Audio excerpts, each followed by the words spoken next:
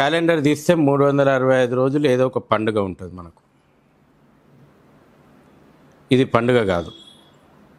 స్వదేశం, స్వధర్మం, ససంస్కృతి పరిరక్షించుకునేటువంటి ఒక యజ్ఞం. సామూహికమైనటువంటి ఉత్సవాల యొక్క లక్ష్యం ఇదే.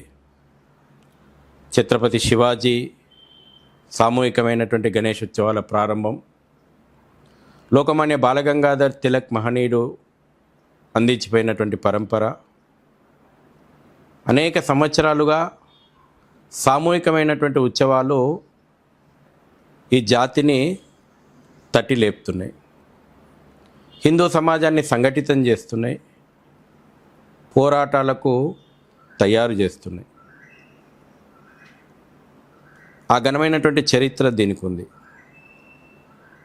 మా సంస్థ పనిచేస్తుంది కూడా కేవలం పండుగ చేయడం కోసం కాదు, ఉత్సవం చేయడం కోసం మేము పనిచేస్తలేము. స్వదేశం, స్వధర్మం, ససంస్కృతి సంరక్షించుకునేటువంటి ఒక మహాయజ్ఞం చేస్తున్నాం. గడిచిన 47 సంవత్సరాలుగా భాగ్యనగరం లోపల భాగ్యనగర్ గణేశోత్సవ సమితి చేస్తుంది ఇదే.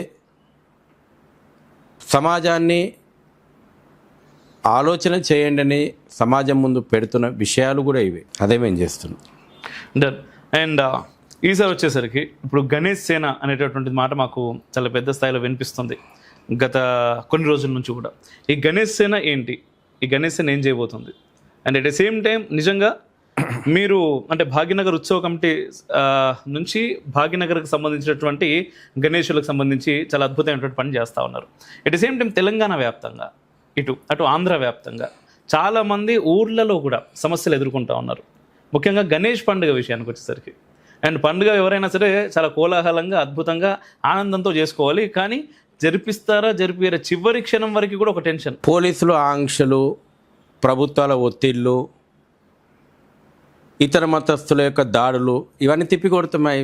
పెద్ద ఇష్యూ కాదు. ఒక గ్రామంలో గంట పట్టవచ్చు, ఒక దగ్గర 2 గంటలు పట్టవచ్చు, కొన్ని దగ్గర క్షణాలలో తిప్పికొట్టవచ్చు. మేము చాలా స్పష్టంగా ఉన్నాం. ఈ రోజున గణేష్ సేన ఏం చేస్తుందని మేము అడిగినారు.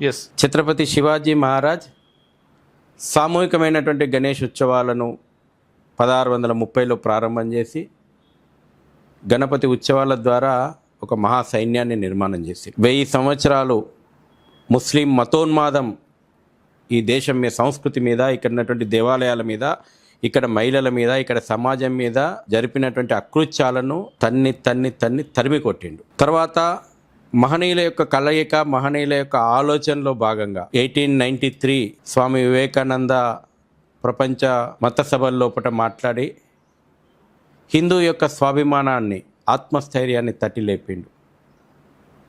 అంతకుముందే అమెరికా పర్యటన కంటే ముందే లోకమాన్య బాలగంగాధర్ తిలక్జీ తోటి జరిగినటువంటి సమావేశాల ఫలితమే 1894 లోపల పూణే నగరం లోపల ప్రారంభమైనటువంటి, మళ్ళీ తిరిగి ప్రారంభమైన సామూహికమైనటువంటి గణేష్ ఉత్సవాలు. ప్రతి గణపతి మండపం కేంద్రంగా స్వాతంత్ర వీరులను తయారు చేసినాయి, ఒక కర్మాగారాలుగా పనిచేసినాయి. ఒక పండుగ చేయలే, ఉత్సవానికి పరిమితం కాలేదు. స్వాతంత్ర వీరులను తయారు చేసేటువంటి కర్మాగారాలుగా గణపతి మండపాలు వెలిసినాయి. బహుశా మన దురదృష్టం ఇక్కడ చరిత్రలో మనం రాసి పెట్టుకోలేదు. ఇప్పటికీ మన పిల్లలకు చెప్తలేము. బ్రిటిష్ లైబ్రరీలో, లండన్ లైబ్రరీలో పోతే ఉరికంబం ఎక్కినటువంటి స్వాతంత్ర సమరయోధుని యొక్క చివరి కోరిక వందే మాతరం నినదించాలి, చిట్ట చివరిగా ఆ శ్వాస వందే మాతరం అనాలా, ఆ చేతిలోపట భగవద్గీత ఉండాలని. ప్రేరణ, విప్లవ వీరులకు ప్రేరణనిచ్చింది గణపతి మండపం, తయారు చేసింది. వందే మాతరం జాతిని కోటి గొంతుకలు ఒక్కటై వందే మాతరం అని నినదిస్తే గణనాథుడు స్వాతంత్ర జ్వాలకు నాయకత్వం వహించిండు. ఇది చరిత్ర.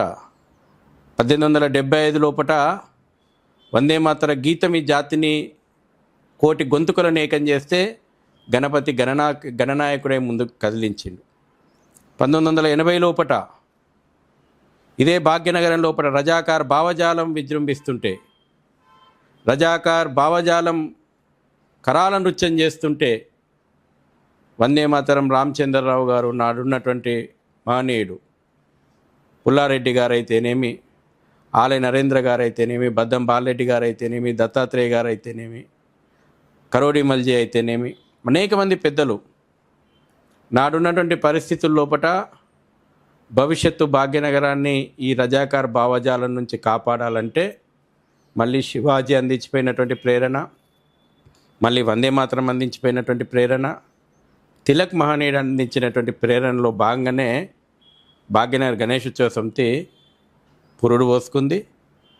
47 సంవత్సరాలుగా ప్రభుత్వంతో చర్చలు జరపడం, ఉత్సవ ఏర్పాట్లు చేయడం, సజావుగా ఉత్సవాలు జరిగేలాగా ప్రజలకు సౌకర్యాలు కలిగించడం ఇది ఒక భాగం. కానీ గణపతి మండపాల కేంద్రంగా ఉన్నటువంటి యువశక్తి, హిందూ యువశక్తి వాళ్ళ భాగ్యనగరంలో 1,40,000 గణపతులు ప్రతిష్టాపన అవుతున్నాయి.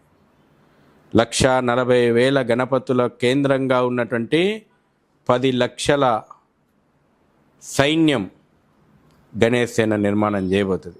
ఆ రోజున అన్ని సమస్యలకు పరిష్కారం దొరుకుతుంది. కొందరు 15 నిమిషాలు టైం అడుగుతున్నారు. ఎందుకు ఆ నోర్లు లేస్తున్నాయి? స్వతంత్ర భారతదేశం లోపల ఎందుకు ఆ నోర్లు లేస్తున్నాయి? ఎందుకు చట్టం నుంచి తప్పించుకుంటున్నారు? హిందువులు మొద్దు నిద్ర లేపి కుహానా సెక్యులిజం మత్తుమంది నుంచి హిందూ సమాజం బయటకు వచ్చిన రోజు, స్వదేశాన్ని, స్వధర్మాన్ని, ససంస్కృతిని సంరక్షించుకుంటామని శపథం చేసిన రోజున, మన పూర్వీకుల యొక్క పోరాటాలను ఒంటికి పట్టించుకున్నటువంటి రోజున ఈ దేశం, ఈ ధర్మం ఎదుర్కొంటున్నటువంటి అనేక సమస్యలకు వాటంతట అదే పరిష్కారం దొరుకుతుంది.